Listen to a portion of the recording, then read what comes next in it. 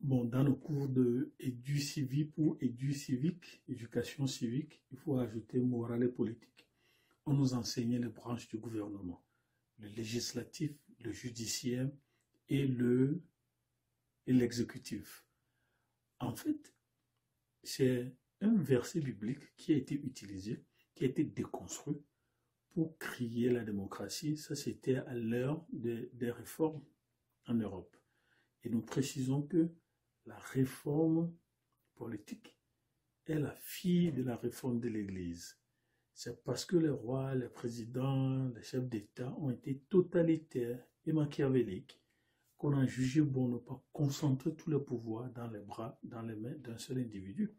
Alors, lorsque vous lisez Ésaïe 33, verset 22, on nous dit car l'Éternel est notre juge, l'Éternel est notre législateur et l'Éternel est notre roi.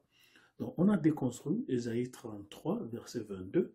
Donc, on a créé le législatif, on a créé l'exécutif, ça c'est le roi, le législatif, notre législateur, et l'Éternel est notre juge, ça c'est le judiciaire. Alors, il ne faut pas oublier que tous ces pouvoirs sont toujours concentrés dans les mains de Dieu. Donc, et avec cette fracturation de Ésaïe 33, verset 22, le législatif, le judiciaire et l'exécutif, Dieu demeure le détenteur complet de tous ses droits, de toutes ses lois, de toutes ses branches.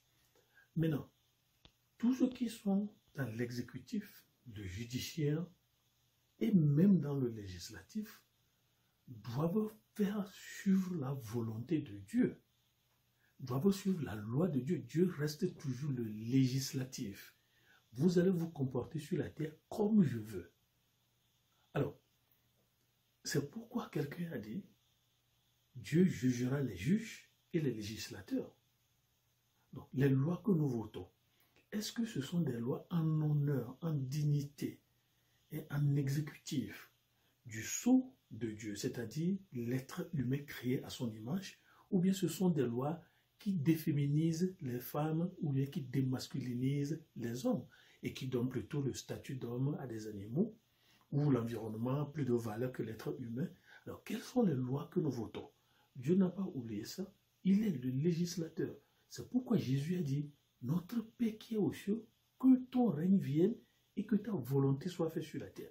La volonté de Dieu pour être faite sur la terre, le législateur. Mais compte tenu de la méchanceté grandissante sur la terre, bon, Dieu a délégué le pouvoir exécutif à ceux qui sont dans l'exécutif. En fait, le pouvoir exécutif voudra dire exécuter. Autrement dit, pratiquement ou jurisprudentiellement, donc lorsque le législatif table sur des lois, des avant-projets de loi, qui soient adoptés, votés, amendés ou par acclamation, par vote secret, deviennent des lois. Alors, il faut à l'exécutif d'exécuter ces lois, d'exercer, d'implémenter ces lois. Alors, il y a aussi ce qu'on appelle le pouvoir judiciaire de la parole de Dieu. Le pouvoir judiciaire de la parole de Dieu vient d'abord de Hébreux 4, versets 12 à 14. Hébreux 4, versets 12 à 14. Nous allons lire. Donc, Hébreux 4, verset 12 nous dit « Car la parole de Dieu est efficace et vivante, plus tranchante qu'une épée quelconque à deux tranchants, pénétrant jusqu'à partager âme et esprit, jointure et moelle, elle est juger les sentiments et les pensées du cœur. » Ça, c'est le pouvoir judiciaire de la parole de Dieu.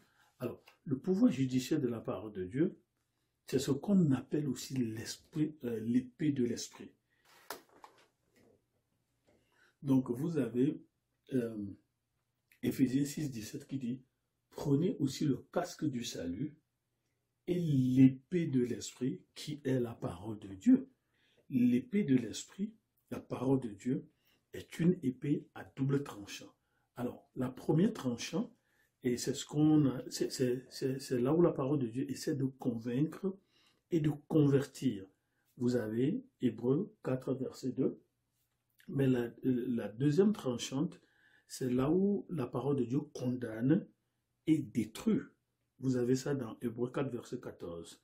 Alors, le pouvoir judiciaire de la parole de Dieu, double tranchant, une tranchant qui vous convainc de péché, de justice et de jugement, et l'autre tranchant qui vous condamne lorsque vous refusez cette parole de Dieu qui est l'épée de l'esprit.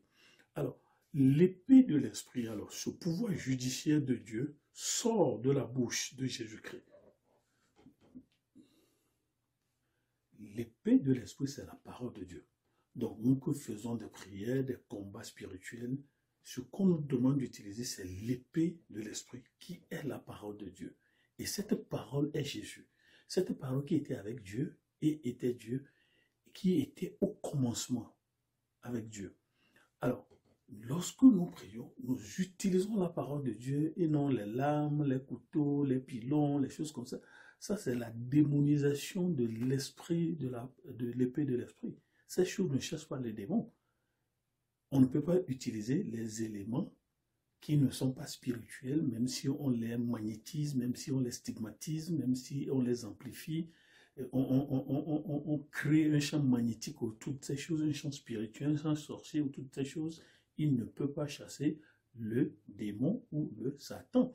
Celui qui a vaincu Satan, c'est Jésus. Il a fait par la croix. Donc, qu'est-ce qu'on dit?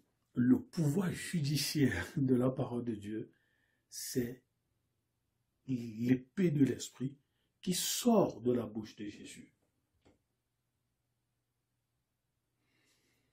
Donc, quand vous lisez par exemple Apocalypse 2, le 12e verset, on dit: écrit au messager de l'église de Pergame, voici ce que dit celui qui détient l'épée affilée à double tranchant. Donc ça, c'est Jésus. Alors, c'est à Jésus que Dieu a conféré le pouvoir d'exercer le pouvoir judiciaire.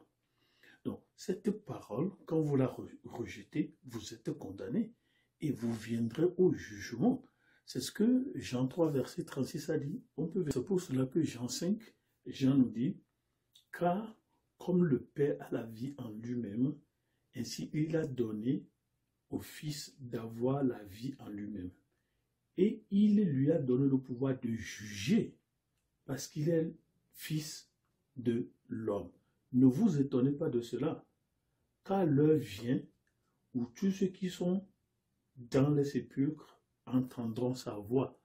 Donc, vous voyez que lorsque les gens disent, oui, qui est une fois mort pour revenir à la vie, qui va juger qui, mourons, mangeons, buvons, l'épicurisme totalitaire, jouissons de la vie en l'absence aucune de douleur, c'est Jésus qui a été nommé le juge de la cour de cassation de Dieu.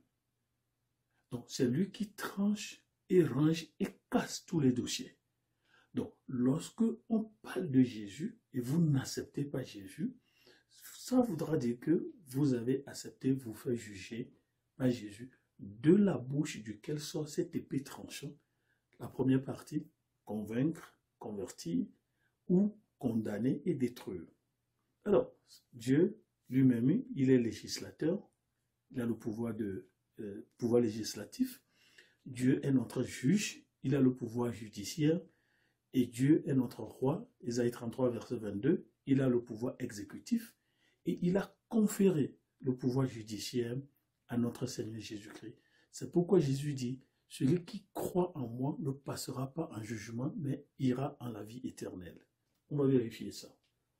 Donc voilà ce qu'il dit. Jean 5, verset 24 dit, en vérité, je vous le dis, celui qui écoute ma parole et qui croit à celui qui m'a envoyé, à la vie éternelle et ne vient point en jugement, mais il est passé de la mort à la vie. Donc, Jésus a le pouvoir judiciaire de Dieu et c'est lui qui va juger.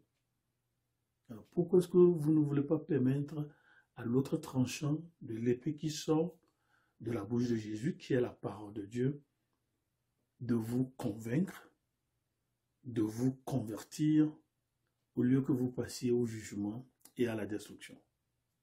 Pouvoir judiciaire de la parole de Dieu, notre Seigneur Jésus-Christ, l'épée de l'Esprit. Vous pouvez lui donner votre vie en disant, Seigneur Jésus, j'ai besoin de toi. Je sais que j'ai dirigé jusqu'à présent ma vie et j'ai ainsi péché contre toi. Aujourd'hui, je reconnais que je suis pécheur et les sacrifices, les religions, aller à l'église, tout ça ne peut pas me sauver. Et j'ai compris que tu es mort à la croix pour mes péchés.